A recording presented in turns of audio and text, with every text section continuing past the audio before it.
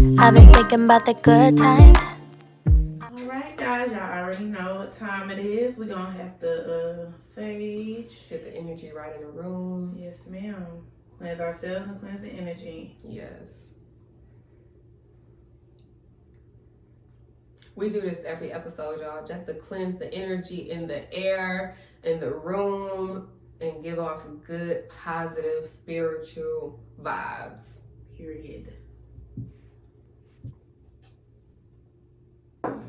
Alright, so you always hold your sage in your dominant hand when you smudge yourself, so remember that.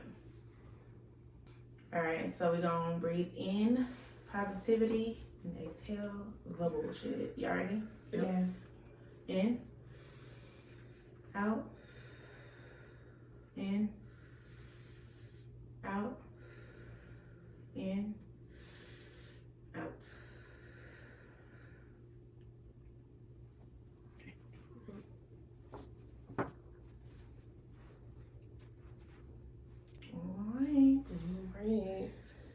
Alright, so y'all ready?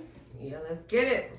Alright, happy Sunday, y'all. Happy Sunday. Welcome to Undiscussed Discussions, where uncomfortable conversations are brought to the table. I am your host, Miss Drika Baby. But my girls call me the free spirit, and that's why right there. Hey, y'all already know, because I stay in my own lane and I keep an open mind. Yes. And I am your host, Amaya, but my girls call me the Quiet Storm.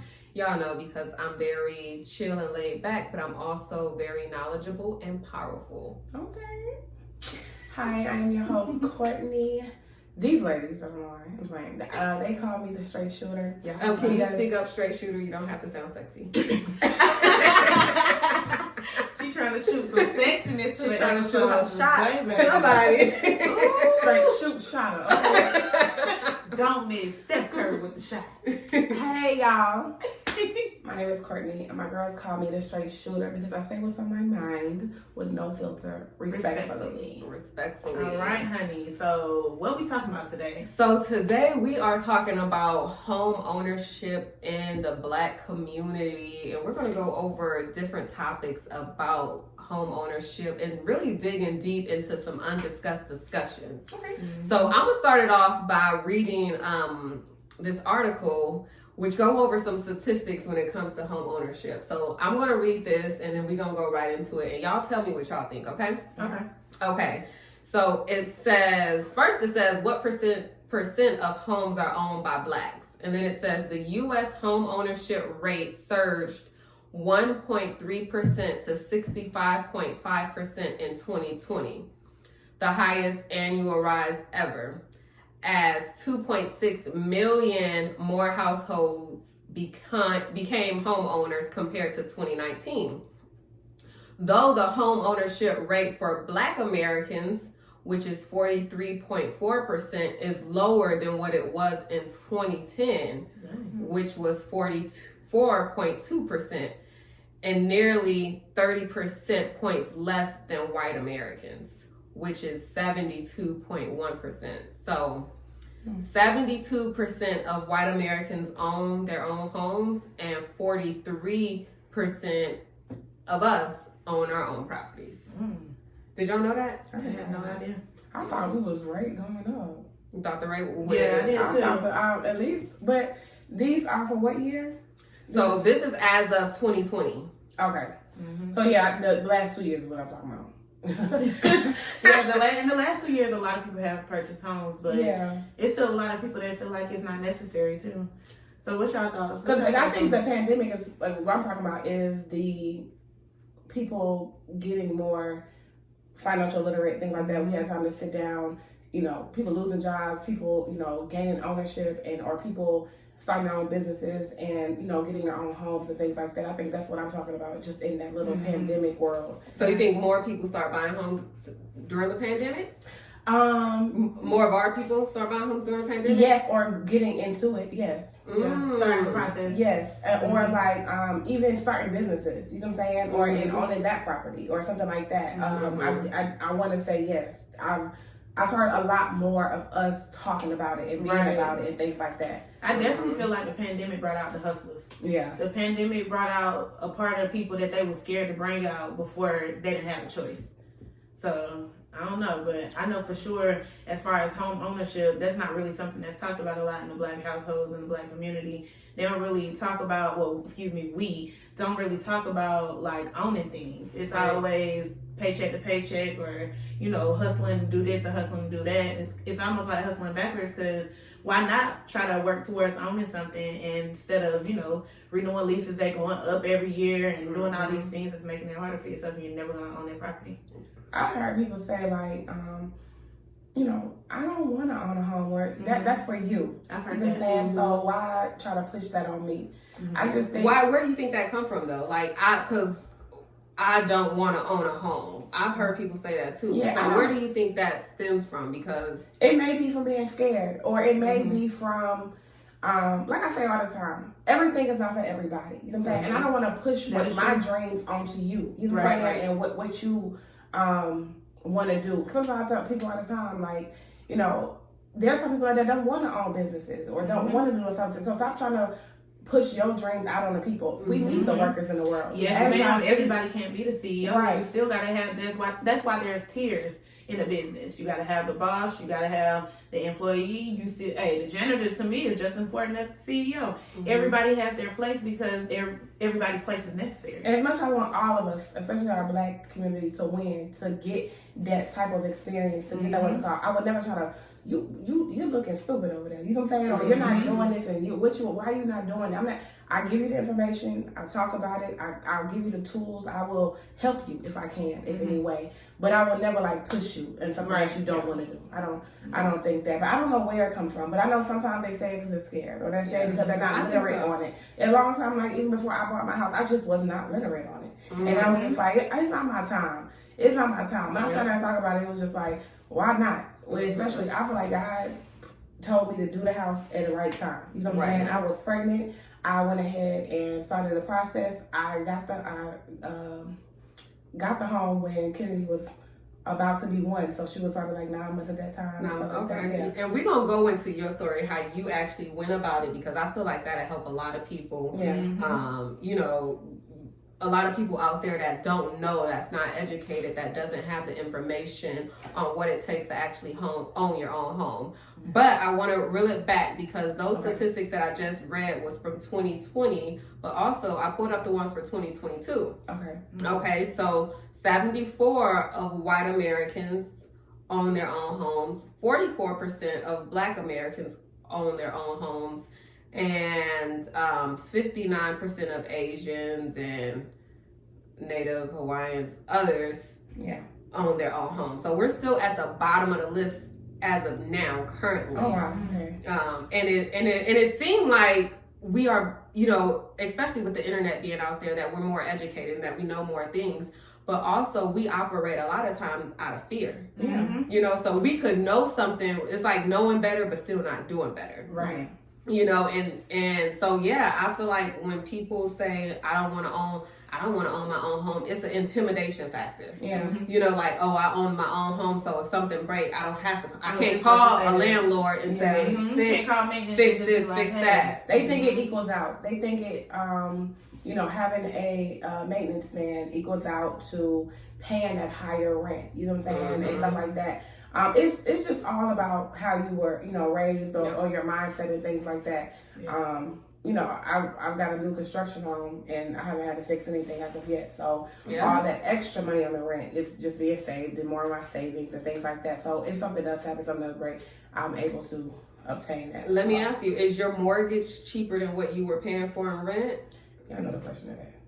They don't know. They don't know, because they think a house that's expensive. I gotta have all these savings. I gotta So currently, right now, I'll give y'all numbers. I don't care. So I was in Sandy Springs prior to me having my home, and I was at a 1-bedroom apartment. I wish I knew the square footage, but it was a little small apartment. And I was paying almost $1,200 for that 1-bedroom. Right. Yeah, Sandy Springs.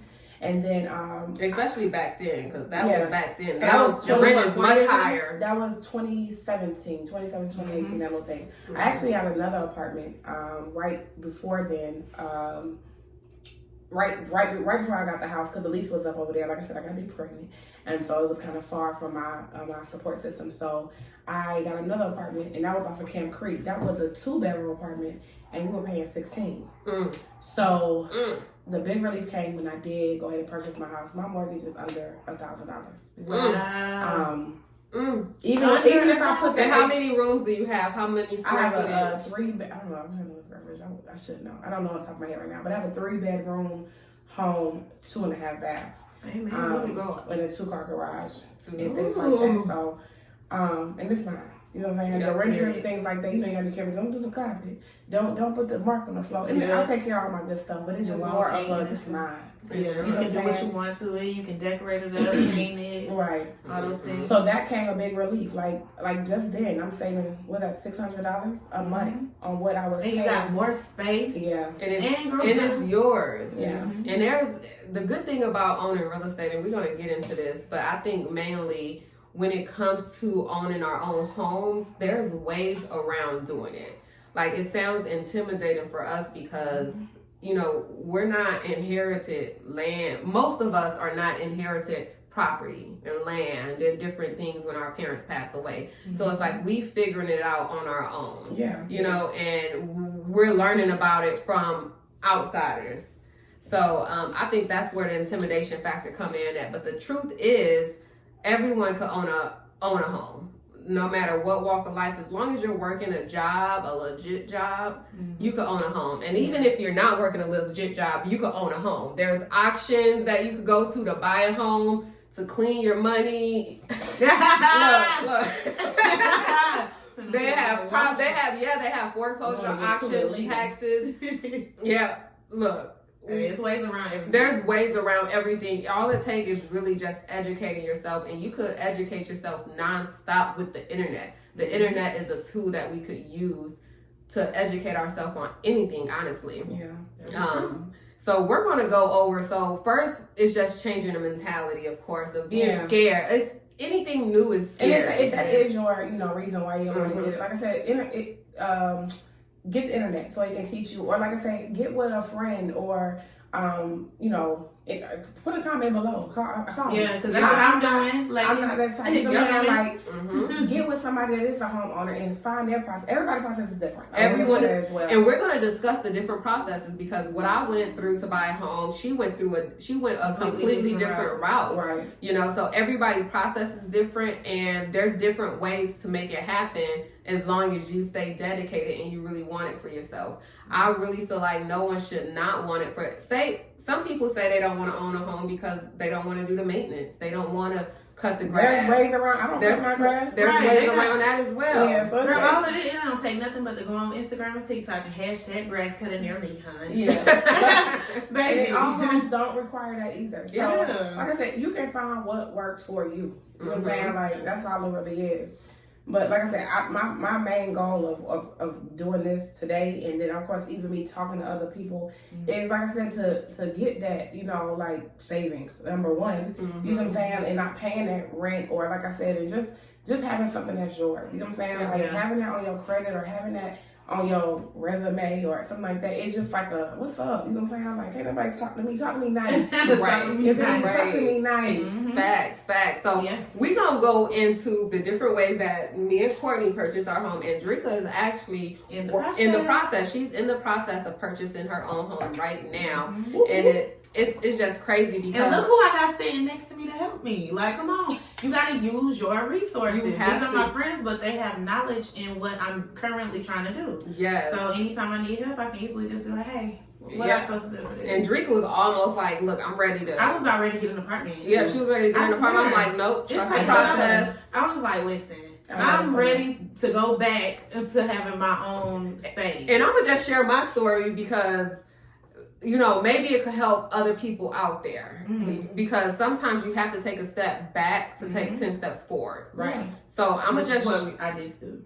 Which is what you did, and which is what I did to be able to buy my home and afford my home. Right. So I was paying rent. I was living in a 2-bedroom apartment. When I got pregnant, I moved to like a 2-bedroom apartment, and I was paying it was probably, I don't even remember, but I think it was about $1,000, a little bit over $1,000 a That's pretty month. good. Yeah, that was really good. That was like 8 years ago. What side of town? Yeah, that was 8 years ago. Everybody like, what side of town? What side of town was that? Yeah, that was a minute. Dang, that was a really 8, Yeah, our kids 9 years ago. Yeah. Yeah, that's back around My my daughter's daughter roll paying $600. Yeah, so I was paying $1,000, but in my mortgage is less than that. With my, I'm gonna get into all that. So I was living in my 2-bedroom apartment, just had a baby, and I was working my 9-to-5 job, literally only making enough to survive, to pay my rent, to pay my car note, and making enough just to survive. I really didn't even make enough for daycare, like the daycare that I wanted to put my daughter in. I didn't make enough for that. So my mom, she lived in a different state. She lived in St. Louis, East St. Louis, at the time. Over there. Yep, over there. And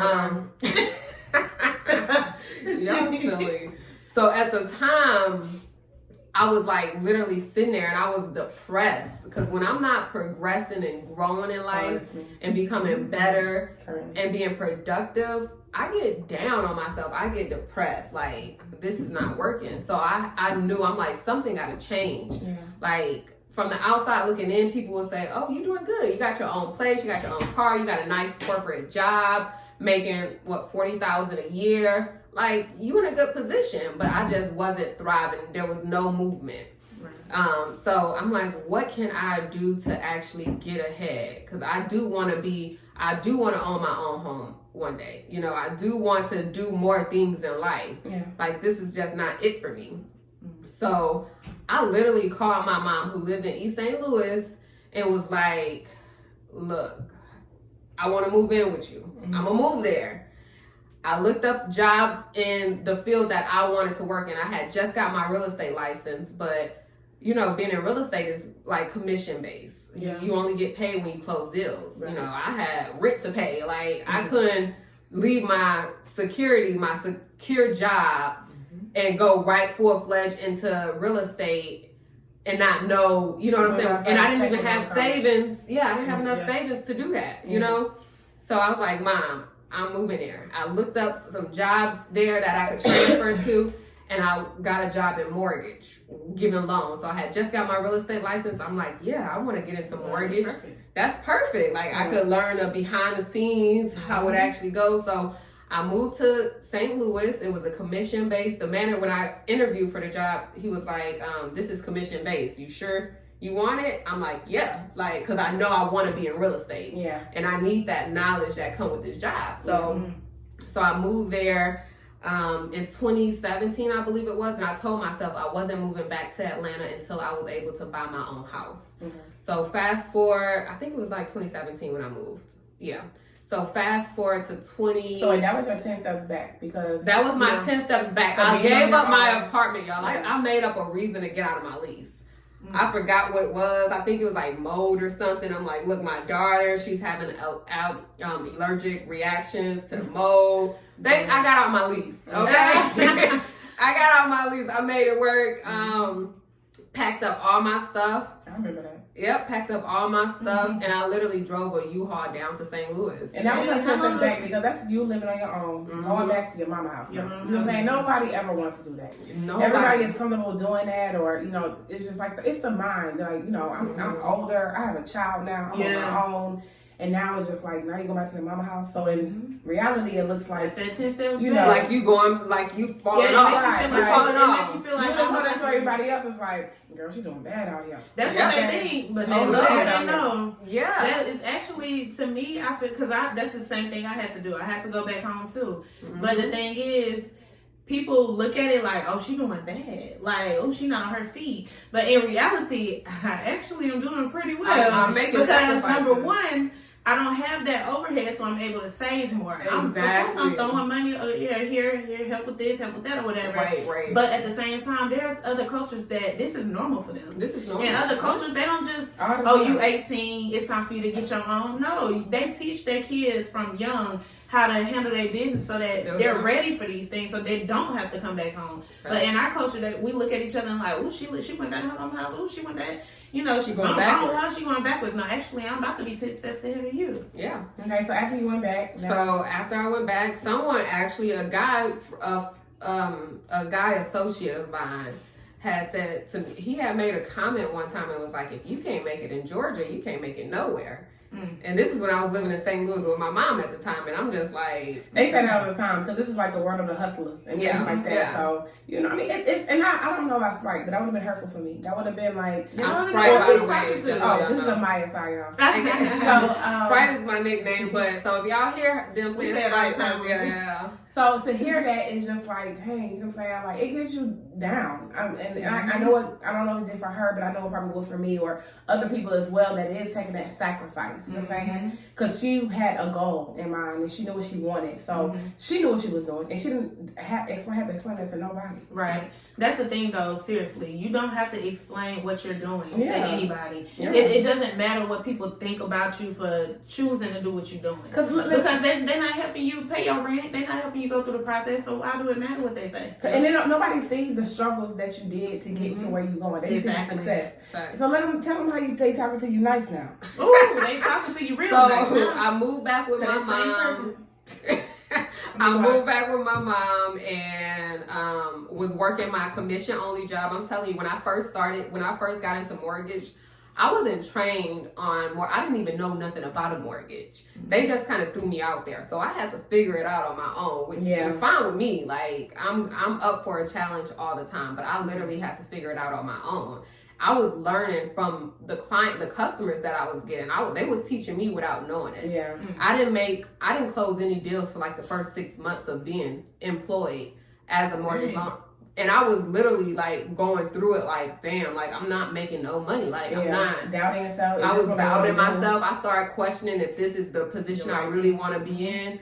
But I literally applied for a different position, got the role, and a week before I was supposed to start, I was like, nah, I'm not doing it. Yeah. I didn't feel good about it. Like my gut was like, no, don't go that route. Always listen to that always listen to it. Yeah, your instincts, they talk to you. Like your intuition talks to you. Some spirit guides. And I have a strong woman's intuition, and it never leads me the wrong way. And literally a week before I was supposed to start the new role within the bank I was working for, I was like, nah, I'm gonna stay where I'm at. And thankfully I did, because fast forward to 2 years ago, I moved back to Georgia. First I found me a house. So I was back and forth looking for a house. Moved back to Georgia, bought me a house. I renovated the house to make it to how I want. Yes. I was able, with the career that I chose, the one that I didn't make any money for the first 6 months, I was able to put my daughter in private school. I was able to continue to work on my credit, so my credit is healthy. It's real nice. It's up there. I love to hear it. Up there. I love it. But so all of me going back home allowed me to better myself. Mm-hmm. A lot of people looked at it like, oh, she fell off. Well, first of all, I was never on. I had my own apartment, but I didn't own that. I was only making enough to pay my rent. I wasn't going up. I was staying stagnant. I'm so glad you just said that. Can we just interject right there? When you said I was never up. Mm-hmm.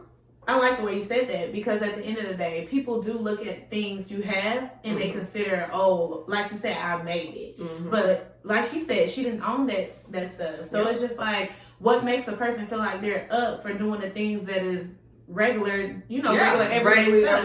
When you're an adult and you have kids, I mean, you're supposed to work, you're supposed to have your own whatever. So like, why do people look at that as you being up? Facts. It's just I'm living. I'm right. And there's nothing wrong with that. It's definitely nothing wrong with renting. It's definitely nothing wrong with none of that. Mm-hmm. Because I've done it. But I'm just saying, like, what makes you up and what makes you not? Facts. Mm-hmm. That's good. Like, who determines that? That's really good. And so that's what happened. So me going back home, and I had people that looked at me like, oh yeah, you fell off. You ain't who I thought you were. Mm. And I don't owe anybody anything. I owe it to me and my daughter to put ourselves in a better predicament, in a better situation.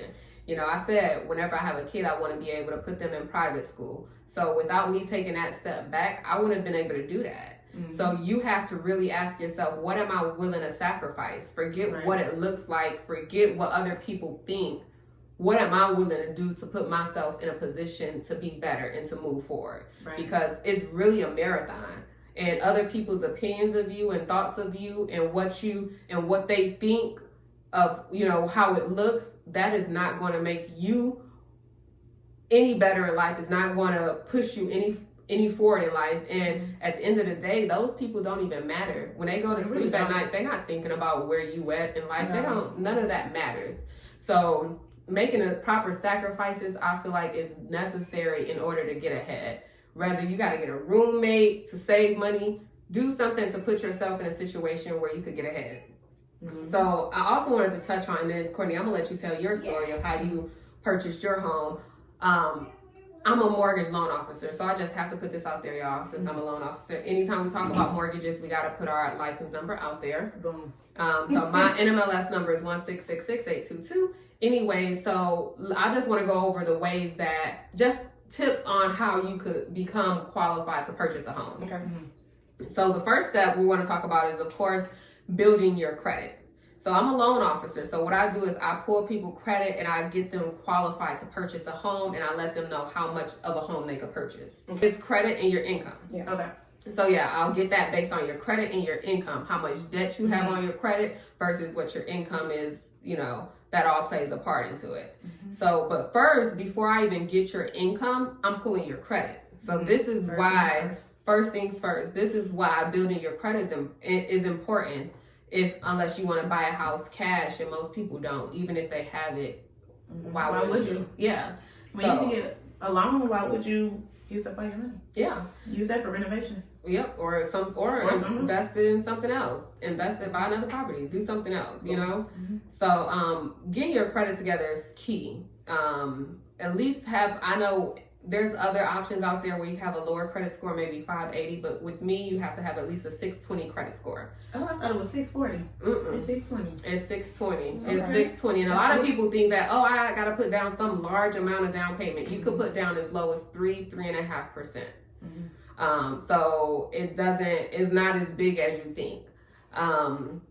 So first thing first, getting your credit together, and we have another video that we're doing on credit, that we've done actually on how to build your credit, ways to build your credit. So look at that video on tips of how to increase your credit score and build your credit. And the information we giving y'all, this is not no overnight come up scheme. This is a marathon. We giving y'all the right ways to start from the beginning, ground up, and do the workup. So build your credit. Then you also want to be on your job. You want to have stability when it comes to your job. So if you're a person that likes to hop around and quit one job, go to the next, it don't look good.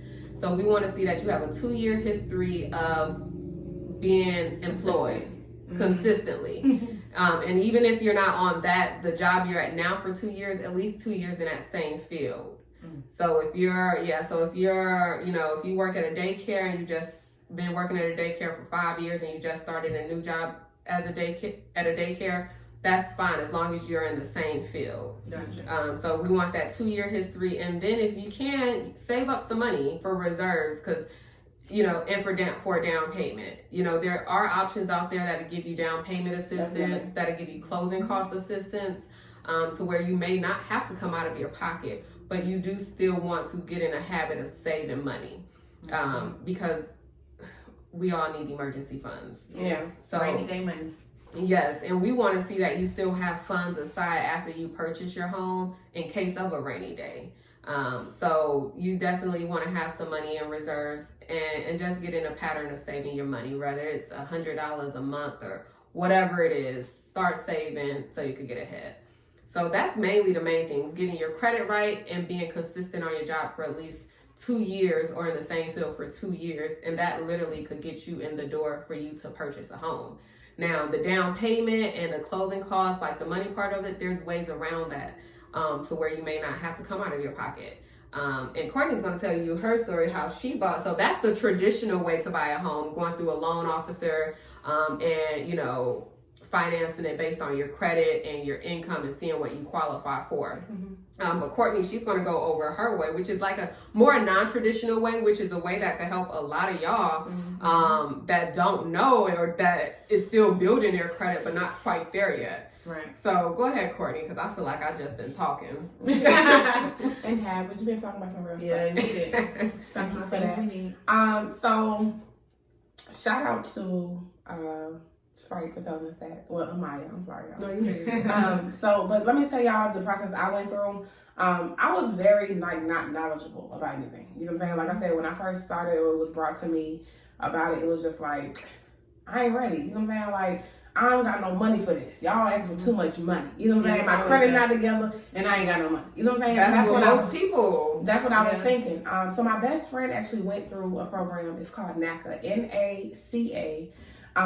And this program, I'm very thankful for. So I'll tell you the process I went through.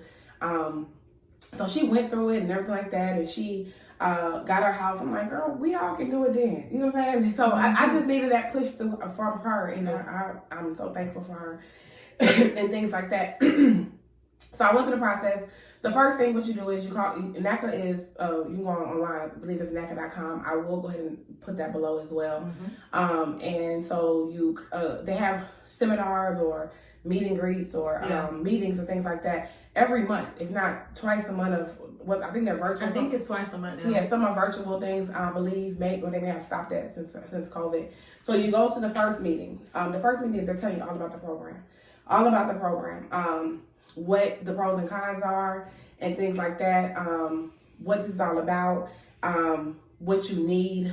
Maybe you're not ready for this program, but they're breaking everything down for you.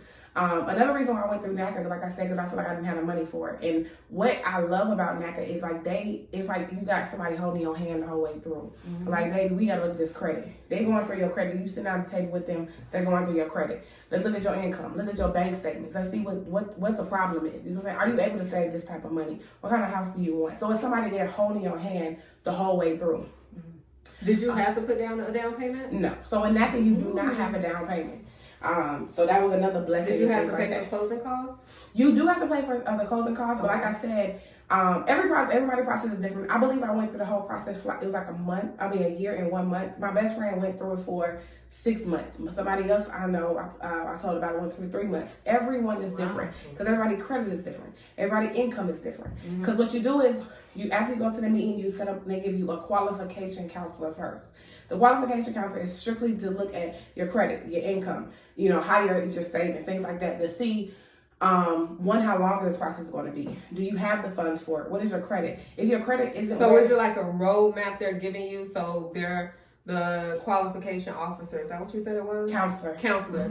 So are they giving you, like, they're looking at all of your income, your finances, and they're setting out a roadmap so you can own a home? Yeah. So what they, like I said, they look at all your stuff and then they say, like, say if your credit isn't where it needs to be to get the home, because they work with, I think, Bank of America and City Mortgage, I believe. So they're working directly with the underwriters and also those banks. So they know what is going to qualify somebody. Right. So they're looking like, this credit is not going to get past them. You know what I'm saying? So let's work on it. The qualification is going to work with you. Like, you need to either pay these people off or we need to do something, give them a payment plan so we can get this credit back where it needs to be so you can go talk to these banks and get a loan for your house. So they give you steps on how to build your credit to where it can qualify. Yes, Okay. if that's what some people don't even need that. But if it isn't, like I said, they look through the credit, and if it's not where it's supposed to be, or if you have some kind of delinquent things on there, they'll let you know, like, show me 3-4 months that you are paying these people, or the student loans, or start making payments on them. Give us some type of payment plan or some type of consistency that you're paying them, not just leaving it delinquent or deferment or something like that. Right. Give me something to talk to these banks with. Right. So that right there is showing the bank or the underwriters that, hey, this person is working towards that. And that also boosts your credit up. It's not in a delinquent, not giving you those negatives on your credit report, so that's boosting it up. Okay. So then after the qualification council, they get you all set to go. Another thing is what I love about it, you were talking about saving money, needing emergency. Slow down. Oh. Take a breath. I know I get the rolling. I get a little excited, I get the rolling. So the qualification council, like I said, they get you ready with the credit, and they also, like she was saying, praying about emergency money. Because not only when you own a home, emergency happen. I got a new construction house. Some people aren't, don't get a new construction house. It all depends on what you would like. So there may be some things that you may have to get fixed. The AC been there for 20 years. So of course, it may work for you 2 good years, and now it may need some repair. So good with NACA is they look at your income. Oh, another thing I love about them, what they did was they looked at my budget, like how much you spending on food, how much you spending on gas, how much did you do this, how much did you do that. Did they help you budget? Well, so when you first go there, they give you a paper. You got to write down all this for you. So when you go to the counter, it was just like, girl, you spend like $800 on food a month. You know what I'm saying? Do you know? So it's like a wake up call. Like, yeah, so I'm thinking like, dang, I do. You know what I'm saying? Like, so they were like, what can we do to kind of lessen that so you can maybe go to the grocery store or things like that or whatever. Some people, big thing is going to the movies every day. Some people is food. Some people is, the strip club or whatever it is, miscellaneous money and things like that. Mm-hmm. They sit down and talk to you so you can get that cushion of savings because they'll tell you like, okay, let's work on saving $200 a month. Let's work on saving $400 a month. Mm-hmm. So then in the back of your mind, that $400 is adding up. At the end of the year, you have a cushion if something ever happens. Something may never happen. You know what I'm saying? Mm-hmm. So it's just like you have that cushion to, fix a repair or whatever the case may be. So that's another thing what the qualification counselor does as well. So you go through that. Once you get approved for the qualification, at that point, that's when they tell you, like, okay, you can get approved for a $200,000 home. So at that point, we move on. You are approved for the qualification. This is how much the bank said they're going to give you. So then we move on to a mortgage counselor. So now we are moving down to a mortgage counselor. At that point, you can go pick your own realtor if you want, or they also have realtors within NACA as well. So you can use one of them. I chose to use a realtor through NACA, which I love her. Because... y'all, like I said, I was big pregnant, okay? And I was ready to keep it pushing. And I'm not saying no other realtor out there would have known, but I needed somebody that knew NACA, that knew all these people. Yeah, that knew, like I'm saying, like another realtor was like, let me call your counselor real quick to see, what we got to do next. Right. She didn't have to call nobody. She ain't call nobody. She knew what to do. You know what I'm saying? And I don't know if that would have put a stall on anybody else. Cause I know my friend and somebody else I know actually went through their own realtor. Mm-hmm. Okay. Yep. So you have that option as well. Yep. But I used somebody that was in the process, and she is so lovely. I love her, and she got the boom, boom, boom ready to go. You know what I'm saying? Like she had it all ready to go, and then. Boom. You know what I'm saying? So did you start this process online with NACA or how did it go? So I went online. They have tutorials. They have, I looked at reviews. I looked at all that. So you go online, I think to set up to know when the next meeting is going to be. That's the only thing I kind of did online. I think now they are going more online to upload your documents and things like that. Another thing what I did, I kept like this notebook. I think I still got the notebook because I want to say this. When I looked up the reviews, there were a lot of negative reviews about NACA. I'm not going to sit here and lie. It was a lot of people like, oh, my counselor sucked, or I didn't like this, I didn't like that. I think the biggest thing that helped me in this whole process was knowing what my end goal was. That was it. I didn't care what counselor I got. You know what I mean? I didn't care what them folks told me. I knew what I wanted. I know the end result was my house for me and my child. And that was the end of the story. So whoever came in my way to give me a detour, excuse me, you understand what I mean? So you got to understand what your end goal is. If you get a bad counselor, which I had a bad one too at one point. One of my qualifications counselors, I didn't like him. He did not answer my phone calls as fast as I needed him to. Okay? And this is my livelihood I'm talking about. Right. And I politely said, excuse me, I would like a new one. Mm-hmm. And that's exactly what happened. That's it. After that, I skated on through. Mm-hmm. And like I said, you fix what the issue is. Yeah. And a lot of people, some of the negative reviews was like, this and that, and they kept losing my paperwork. Like I said about my notebook. I brought that notebook. Every paper they asked for, I kept it in a notebook. You need it again, here you go. Mm-hmm. What's the problem? You email it to them again, resend it again. Right. You know what I'm saying? They ask for it again, here you go. So let me ask, so you're saying when you started this process, Courtney, you didn't know, when you said you wanted to buy a home, you started this process and you felt like your credit wasn't up to par. You didn't know how much you needed to be saved. As far as you knew, you didn't have much savings. You didn't have no savings. Nothing. And you were still able to buy your home a year later. Yeah. Mm-hmm. And so, like I said, I knew what my end result, because my thing was, I knew I was about to have a child. And I knew a lot of expenses may have came up with having a child. Mm-hmm. So I could not continue paying that $1,600. $1,600 a month, and at that point, the qualification they tell you how much your mortgage will be as well. So I needed something lower to live comfortably. Like I said, same thing with you. I was surviving, getting by. Like with a child, I didn't know where I would be. Right now, I'm telling you right now, if I was still paying the rent, especially when they're going up right now, I don't know where I would be. And I got daycare, I got all type of stuff like that. I don't know where I would be. So it's just like, I'm so thankful. Everything fell into place right when it was supposed to happen. And it wasn't an overnight process. No. She literally took the steps and walked through it and put in the work for her to get there. It took a year, but guess what? That time passed and she was in her and house. I say as well, like when I said my friend went through for 6 months, I just might have went through 3 months. I feel like I also was installed for myself as well. As long, cause like you feel like you could have gotten it sooner. Yeah, because again, I got lazy. I'm big pregnant. You know what I'm saying? So I got tired because every month they're calling you, like set up another appointment. Like, hey, we're gonna meet on this day. They give you homework to do. Save this money. I'll see you next month. If I didn't do that, that's stalling myself. They gave me the homework to do. You know what I'm saying? If I came there or missed the appointment, which I have missed, I did miss a few appointments. Just me being tired, or I'm pregnant, so it's just like a lot was going on. So that was the only reason that was stalling myself. If I probably made that appointment, I probably would have been cool and things like that. But with me not making the appointment or not doing the homework I was supposed to do, that stalled myself. Gotcha. So you do what it's all up to you. That's how I feel. It's up to you. Yeah, it's what you want. You know what I'm saying? I know another girl that she went to the meeting with me. She missed the first appointment. The first one? The first one. And it never went back. Never did anything else. So you gotta really want it and be willing to put in the lab work. No one is gonna give you anything. You have to give it to yourself. You have to go out there and make it happen for yourself. You could get assistance. People could help you along the way, but it's really up to you on the outcome, and how determined you are. Right, and even like Courtney, go ahead. Even I was about to talk about the negative reviews. Them people's story. Yeah. I don't know what detoured them or what happened to them. And I mean, all businesses, all things got negative. It's always going to be the bad with the good. You know what I'm saying? Some people experience, it was a bad experience, but it was because of what they were doing. You know what I'm saying? Because some people have that mentality, well, it should be this simple. Well, life is not simple. It's not simple. And as you said, from her story to my story, it's a process. It's a process. Me going the non-traditional way, her going the traditional way. We had to work through it. That's all it was. You know what I'm saying? So do you want to do that? Is that something that you want to do? And like I said, I can't, all the negative reviews and things like that, that stopped some people as well. Like, I had this one girl I was telling about, she was like, did you see those reviews? I'm like, yeah, I saw them. Yeah.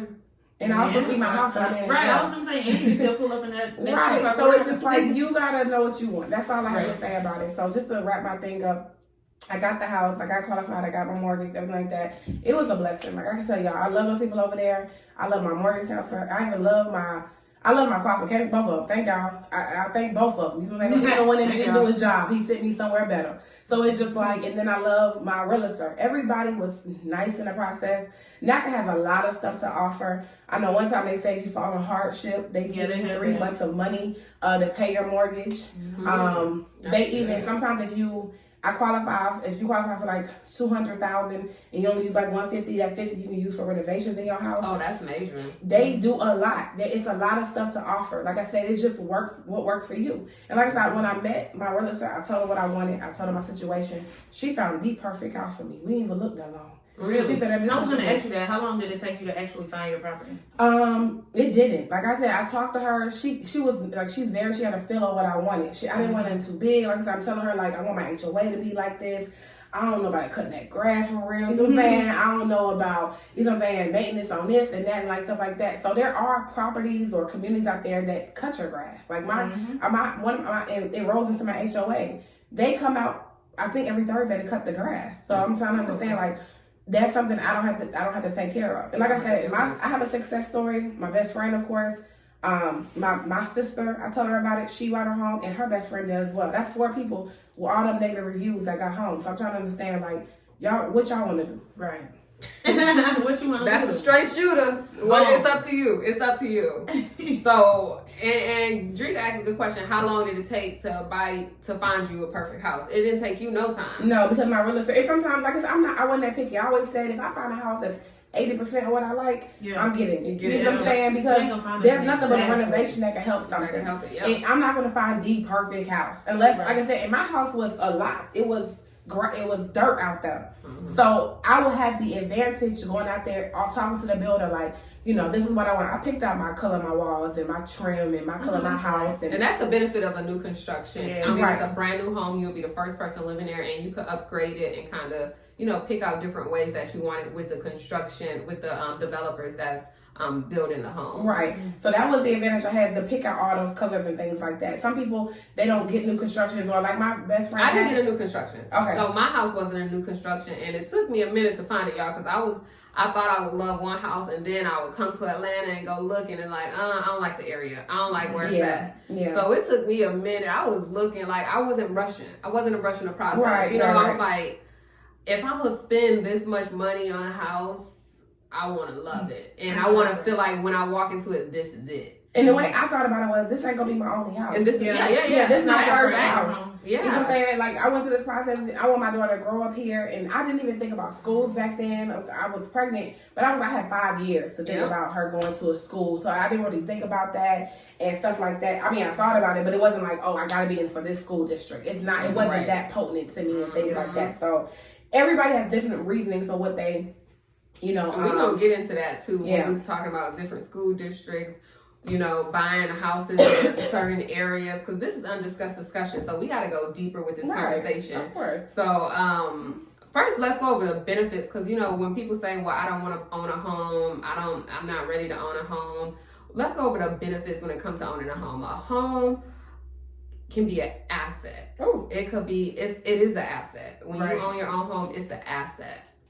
And the reason I say that, because when you're renting, you're literally just throwing money away. To me, it's a way. It's a way because, you know, you're throwing money away to live in a place, which is fine, but you could pay cheaper mortgage, and the money that you're paying towards your mortgage to pay your home down, you're now building equity in the home. And sometimes I pay double mortgage just to build it, to go it down. Because I have a 30-year mortgage. So sometimes I'm gonna put that down 15 and things like that to own it. You know what I'm saying? Right, to own it quicker and have it paid off sooner. Because like I said, NACA put that instill in me. Like, I was saving $400, like, and I'm still doing it. That was 3 years ago that I was doing it. But they have instilled in me Big to bang. save. I'm sitting. That whole $3.99. You sitting real pretty over there. You sitting real pretty. But that's what they instilled in me. For so long, I was saving, for that year, I was saving $400. I think my lifestyle now. I haven't. And now I came from because another thing with NACA, like, they already qualified me for a mortgage of $1,600 because that's how I was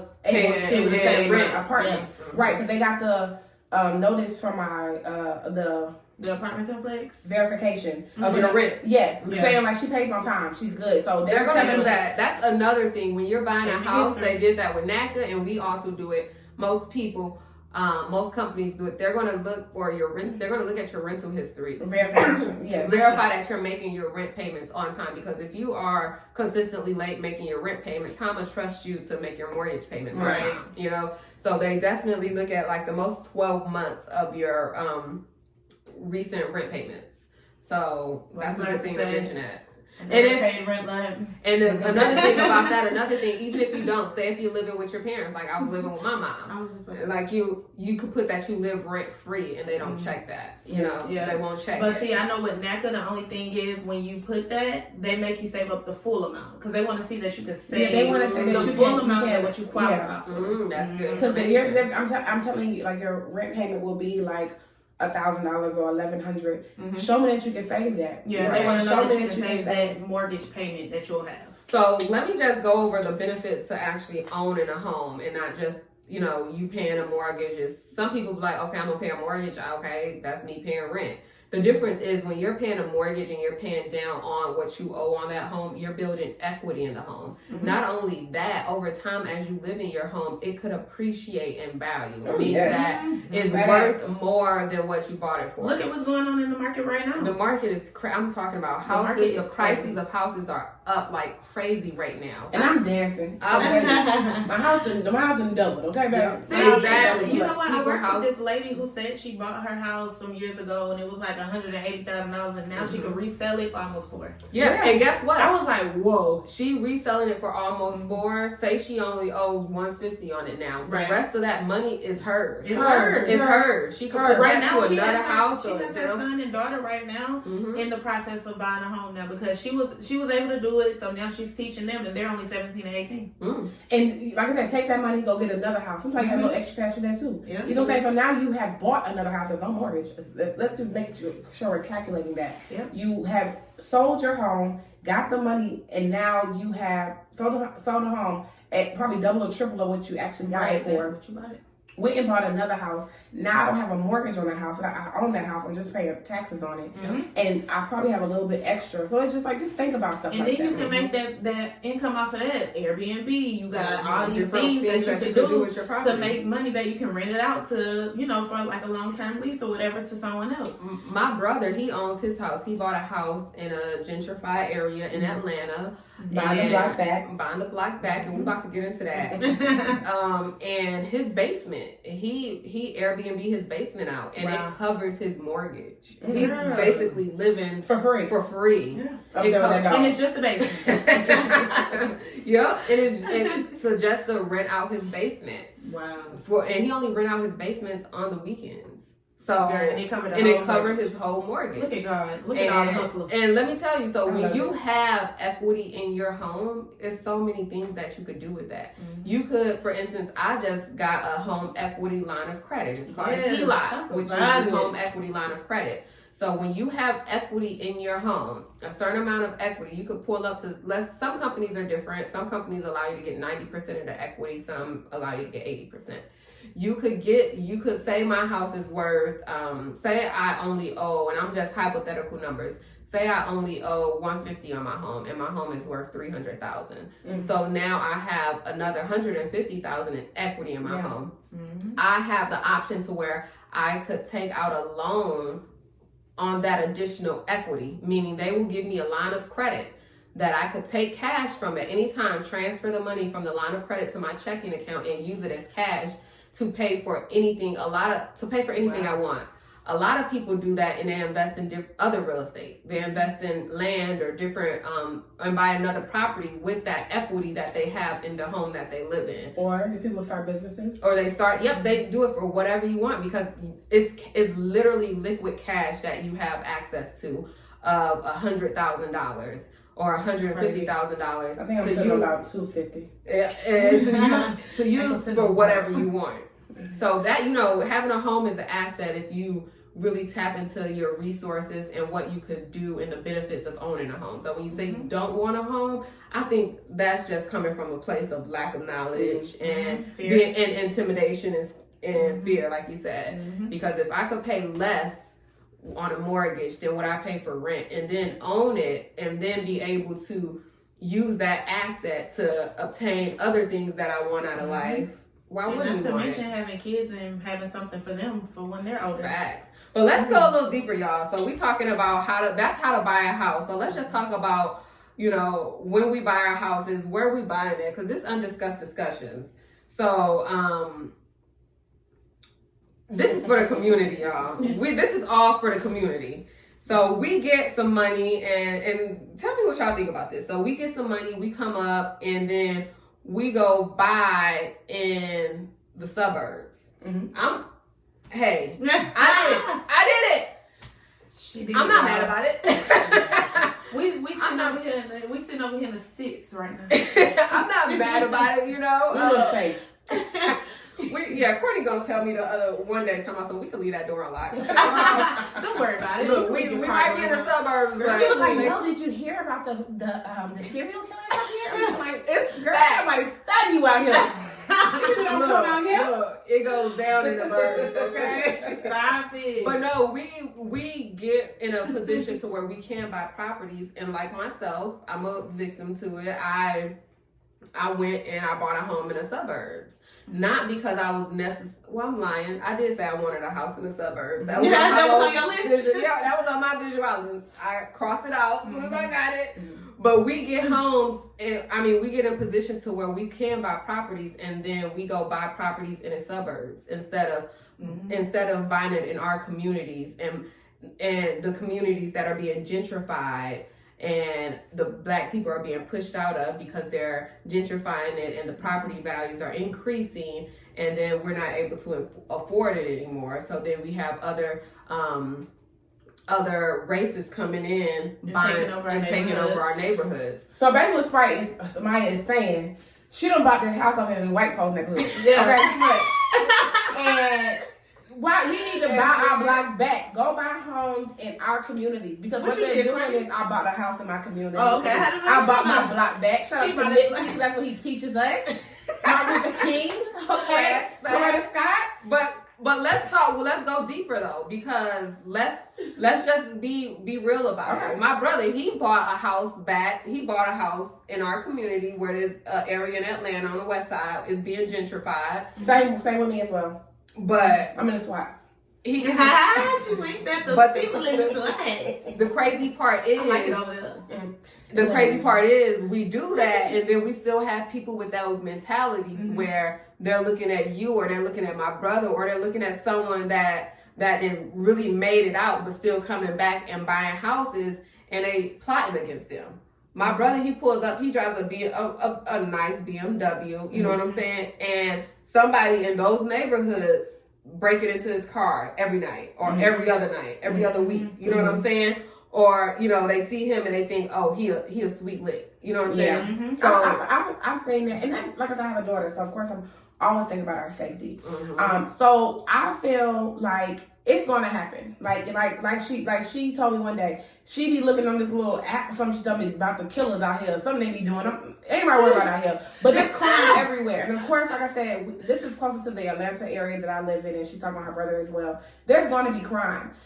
Fortunately, I have not experienced any crime where I live at. You know what I'm saying? It's a very nice neighborhood. It is. I love my neighbors. It's some folks out there, white folks out there too. So it's just like, I see what they're doing. It has increased. They want that community to come in here, buy this whole situation up and stuff like that. And put us right on out. Right. So I know the fear that people have and stuff like that. It's going to happen. It's going to happen in the city of Atlanta. I mean, like I said, now he's talking about how people in Buckhead was a nice up-class area. I ain't going to Lennox. Right. Them people are just destroying it and things like that. So like I said, it's going to happen. If the people want to come in your spot and do what they're going to do, that's what they're going to do. But it's unfortunate. It's unfortunate that our people are the ones that doing it to our people, doing it to each other. Yeah. Because it's like why in their mind is he a sweet lick just because he's a black man that drives a nice car that was able to buy a home back in his neighborhood? And let me plot on him. Let me see how. He looks like he got it. Let me go get it. It's the crab in a bucket mentality. Yeah. You know, but I'm also up. Let me pull you down. Let me see what I can get from you. You know, and try to pull you down in the midst of it. Instead of looking at him like motivation, like, oh wow, if he can do it, I can too. Yeah, exactly. I've had somebody at the car wash down the street from my house. He was like, how you did that? I said, I worked. I went to work, you know. And he was thinking about my car at the time. And I was like, I went to work and I got paid and I guess what I got. You know what I'm saying? And then so he was just like, no, tell me what you did. Like he was not understanding. He was not understanding me telling him I went to work and paid for what I had to do. So he was like, so tell me what you did. And I was just like, well, I worked myself up in my company. And he was looking, I told him what I started from, I did. Like we talked for I went more in depth. And he was like, oh, you really did work. And I was like, that's what I said. Because it's the mentality of get it quick. A quick come up. So how you do this? What you finesse to get there? Yeah, that's how he was trying to wanted me to say to him. It's not, and I didn't get it until the end. He was like, oh, you really did work. And I'm like, yeah, I didn't know what you want me to say. You know what I'm saying? Sir, were you not so, I think that's what maybe some of the people that's looking like, what she did to get here. You know what I'm saying? It sometimes becomes jealousy or envy and things like that. That is the worst drug ever. Yeah. You know what I'm saying? So I hate it and stuff like that. But at the same time, it's just like I knew what I wanted. I knew what I wanted to do and things like that. I love my neighbors. I love my neighborhood. I love the fact of the black wealth around me and stuff like that. And so I'm ready. I'm ready to get gentrified. I'm ready, to go to the Starbucks down the street from my house. I'm gonna be real with y'all though. Being that I'm still in the process, y'all have completed y'all's processes. I'm going through the same program that Courtney went through. So she told me about it, but my aunt, she started it, but then she ended up going the traditional route. Okay. But I know people that went through the program as well. And I started it, I want to say in 2017, and that's when I quit. That's when I was like, this too much. I wasn't ready. Yeah. So I let it sit. And now here we are in 2022. I'm picking it back up. Right. So I went to the little webinars. I did all that little stuff or whatever. And honestly, I have no idea where I want to live. Like, I don't know what neighborhood I want to live in. Because right now I'm in Snellville. And I didn't know I don't want to be in I didn't know at first. Like I said, I was living in Sandy Springs. My job was in Alpharetta. Mm-hmm. So they always say, like, oh, get a house by your job. And I'm thinking, like, I don't know. I'm not going to be there forever. I'm not fuck this job. Right. Like, I love my job, y'all. But I'm saying, like, you never know how long you're going to be at that job. So why would I get a job all the way in Alpharetta or Sandy Springs? I'm getting a house, a longevity, a 30-year mortgage over here, all the way over here. And I don't know where I'm a job all next month. You know what I'm saying? Like, something could happen. I don't work there anymore. Let me tell y'all how good God is. When I found my house, I was still working technically in St. Louis, but you know, we were remote at the time. So I was still working technically in St. Louis. And when I found my house, I'm like, I don't know where they gonna put me, where they gonna, you know. You didn't even care. I didn't even care, because this is where I'm living. Yeah. And just God's so good that literally, when I got transferred here, the where I'm working out of, the location I'm actually working out of is literally not even 10 minutes away from here. Not even 10 minutes away from here. So when you do your part, God is going to do the rest. He's going to do the rest. It's really about, you know, you doing your part. And that's the faith that you got to have. You know what I'm saying? Like, even that you can't make an excuse like, don't make, you have to really follow your instincts and really what you believe, and not make, stop centering everything around, center your life around where you want to be. What you want out of it. Not around anybody else. That's for everything. That's definitely with everything. That's what people gonna say all the time, because the suit's gonna come. Let me explain. One thing I can guarantee you in this process of buying a house or anything, like, an excuse is gonna pop up. A issue is gonna come. You know what I'm saying? It's how you react to it. What you gonna do about that issue when it comes? And we gotta stop buying in these suburban communities. Oh, do we? Where listen, okay? Not the way she looks. Listen. We have to literally stop buying. Let me say this: it's okay to live in the suburbs, right? And I know the reason why. But the mentality behind it, as if you feel validated. It wasn't a validation thing for me. Like, I wanted to put my daughter in a certain type of school, blah blah blah. But okay, whatever. But we have to get out of that mindset that I'm living in this area now, so I made it. You know what I'm saying? Right. You know, like, because people look at me funny too, and I be like, I live in the flats, and they be like, girl, what the hell? You know what I'm saying? You over there fucking up. You know what I'm saying? And I'm like, I've never seen it. I know what you're talking about. You know what I'm saying? So it's just like, if you dilly dally in that lifestyle, it's probably gonna come knocking on your front door. You know what I'm saying? I don't know what you're talking about. I don't know where the robbers be. You know what I'm saying? Like, but like I said, it happens. Don't make. I'm not trying to say, people that dilly dally in it don't get, in a mishap like her brother could have got his car broken into. He could have never seen people day in his life. Right. It happens. But at the same time, it's just like, I want us to all buy the block back, because that's what they're going to do. They're pushing us out. You know what I'm saying? Like I said, right now, Hampton and Noonan are looking very comfortable for y'all niggas. They pushing us out, but we also have to take accountability that we have people in our own communities that are bringing us down. Definitely. And that's the issue. Like, that's the undiscussed discussion. That's the issue. And that's another thing. What I do is I go to my HOA meetings and my community meetings. We be in there. Be active. Right. We planting flowers and we picking up the trash in our yard, or we going to the county meetings and things like that. I am involved. I will say that as well. So I can know like what's going on. I like to meet the officers that's in the community, and I'm not trying to say so I can get first dibs on the first response and stuff like that, but it's good to be in your community, knowing what's going on, so you can try to have a voice. You know what I'm saying? Because if I'm sitting back not doing nothing and all the crime is happening, what can I say? Oh, that just reminds me, my brother, the neighborhood he bought his home in, it's called, I believe, Mosley Park or something. That's the area. Oh yeah. And they have just that word alone, you from Atlanta, you know that ain't good. You know what I'm saying? Like and they have the community, it was like a board meeting because my brother was pushing for the name to be changed. Yeah. Oh, okay. And then the people that been living in the neighborhood for 20 plus years, they like, hell no. Yeah. You just coming in here now. You want to change the neighborhood and all that because and that's historic. Like if people from Atlanta, you bring up Mosley Park's girl on Sunday. That used to jump, you know what I'm saying? So it's like you're taking away their heritage from a long time ago. But I'm just talking about the car shows and cookout they had at the park up there. But then my brother broke it down to me, and I may not say this the right way, but he told me why he wanted to change. And then he told the other people that's like, okay, I know you've been here, but do you understand that Mosley Park, it was named after a racist white man? You know, like the history behind it, this is a white man's legacy that we are all struggling on, living on in this neighborhood. Killing each other, doing whatever we doing in this neighborhood. I see that. Why would you want to keep it that name that a white man who didn't like black people, whatever the case was, you know, gave this to? Yeah.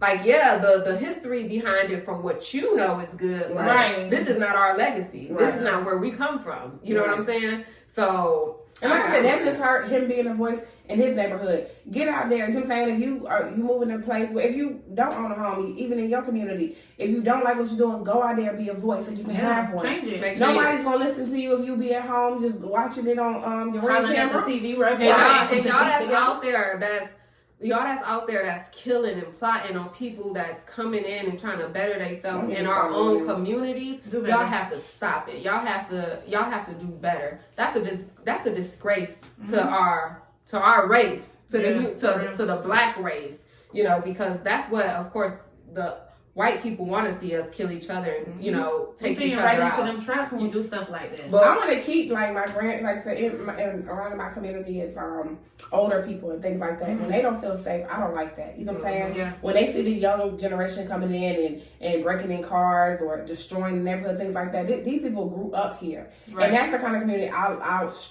this is what I wanted. Was on my vision board to move into the community and like to get that grandma feeling, you know what I'm saying, on the porch and stuff like that. Like that's the type of stuff I see all the time. So, and we stick together where I live and stuff like that. But like I said, when that generation comes in, it makes the older people look, or you know, their families looking like maybe we need to move grandma out of there. You know what I'm saying? That's too much for us. That's sad because grandma Facts, comfortable. yeah. Grandma like her neighborhood. Grandma been there should feel safe in her neighborhood. Right. Yeah, because I grew up in a neighborhood like that. Like when I was little, before we moved, that's how my neighborhood was. We knew everybody around. Grandmama Sarah was on the corner.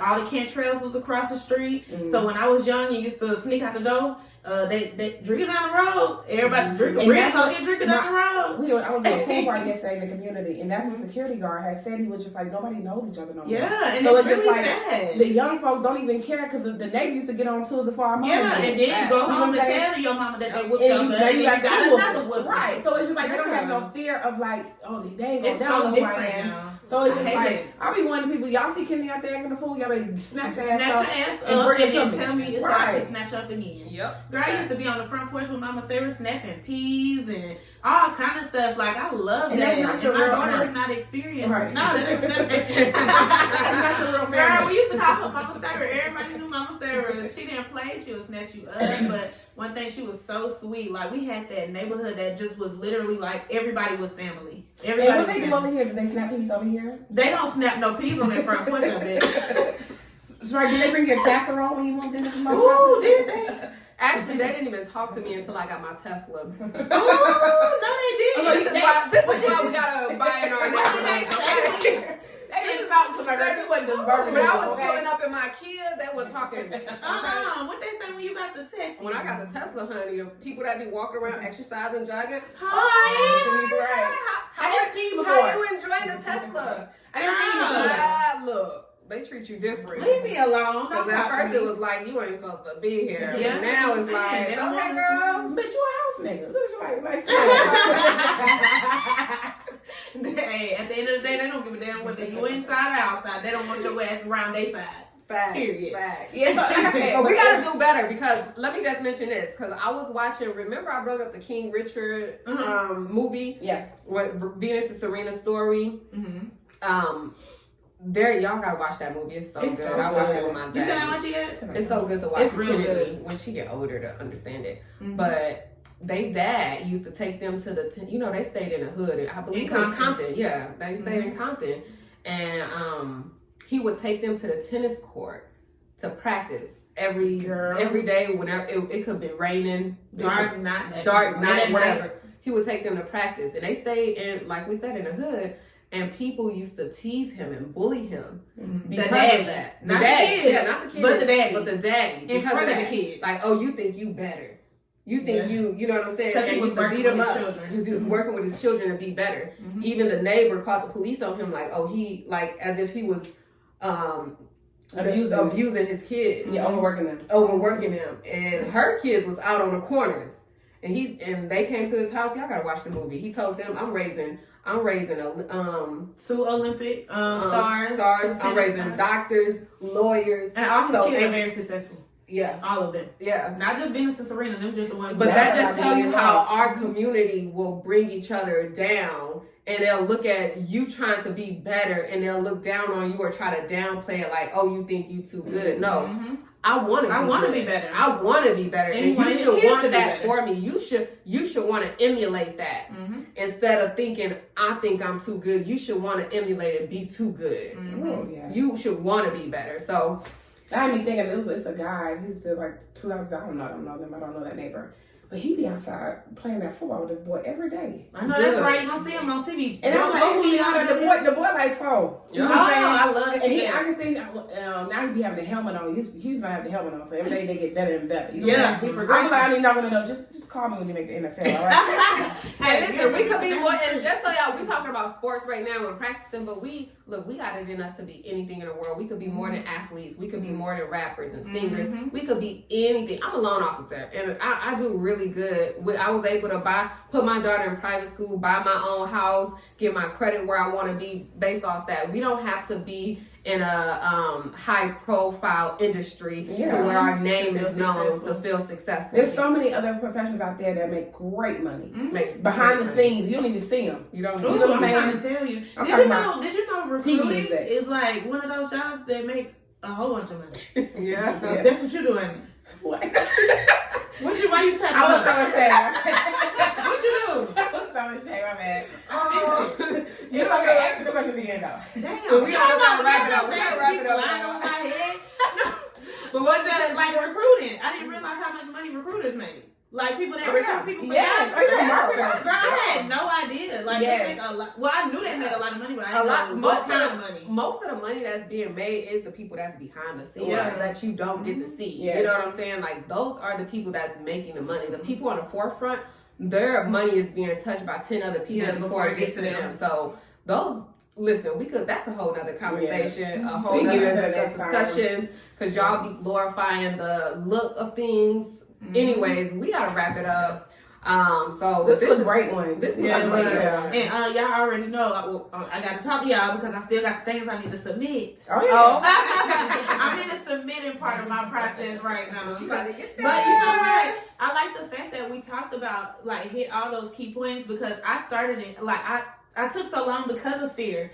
So like how we said we kept making excuses. Yeah, I was scared. And I do something every day. Lay a brick every day. Right. In my last place, I was only paying $964 and I had a 2-bedroom or whatever for me and my daughter. So I left that behind, went back to stay with my mama as well. And then at first I said for this first year, and that's I'm working on my credit. People look at that like, oh, you moving backwards. Oh, I don't care though. I'm very nonchalant. One thing about me, I don't care what. Years later, nobody got to say. Watch how they talk to the girl in my nerve. Watch, y'all finna be talking to me nice.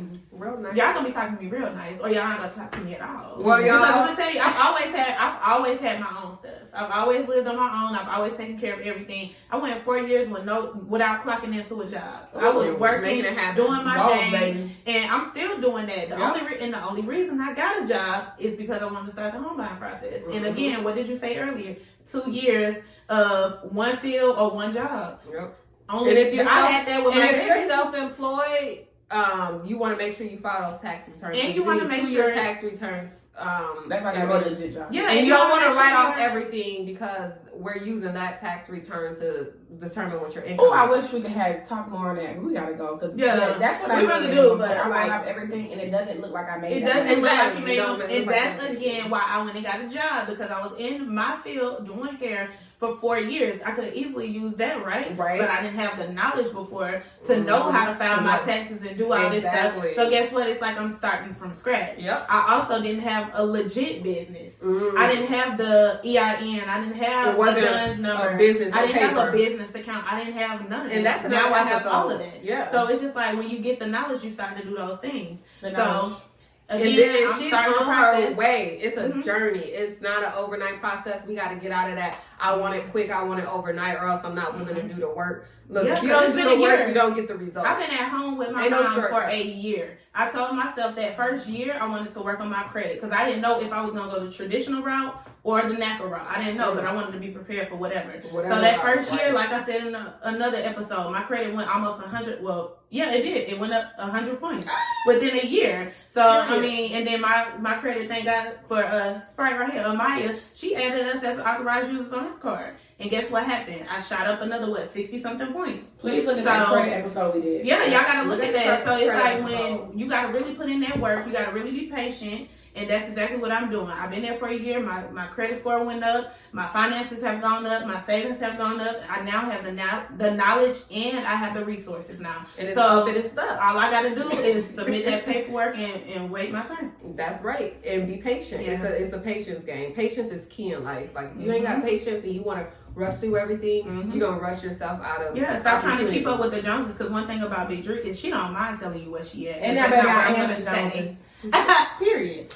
Because there's too many people All right. out there that's, not comfortable with being like Yep. in the process. They In want the to pro- seem they like wanna- they're where everybody else They is. want to skip the process and be there. No, Right. the process is actually what keeps you and makes you build the character that it's going to take to sustain Oh my yourself God, when yes, you're say up that. there. Mm-hmm. You know, That's you- why I talk this way I talk, y'all, because I work so hard to be where I want to be. Yeah, and you deserve it. If I got a rich quick, I'll be like, yeah, I did that. I don't really know how to. right, you're not going to be able to appreciate it Yeah. and value it how you would when you put blood, sweat, and tears into Yeah. it. Nothing in life is free, and if it's free, it's something to it. Mm-hmm. You got to really work. There's not an overnight process. Get the scheming out of your head. Get the get rich quick scheme out of your head. People always, well, how could I build my credit? Look, it's an overnight process. Don't come to me about skipping the process, because I'm all about taking the stairs, because that's what built me up. That's what made me who I am today, taking the stairs. If I didn't learn those lessons and go through some stuff and struggle, I wouldn't be who I am. I wouldn't be as strong as I am You got today. to talk with confidence. So, y'all, we gotta wrap this up, okay? We gotta wrap this up. Thanks for tuning in. Another day, another episode of Undiscussed Discussions. Yes, thank y'all. Like, share, subscribe, Please. and tell us different topics y'all want us to touch on. We're gonna dig deep and dive deep into this stuff. We're here for y'all. Let us know. Thanks for tuning in. We Bye. out. I've been thinking about the good times. I've been sleeping through the long nights.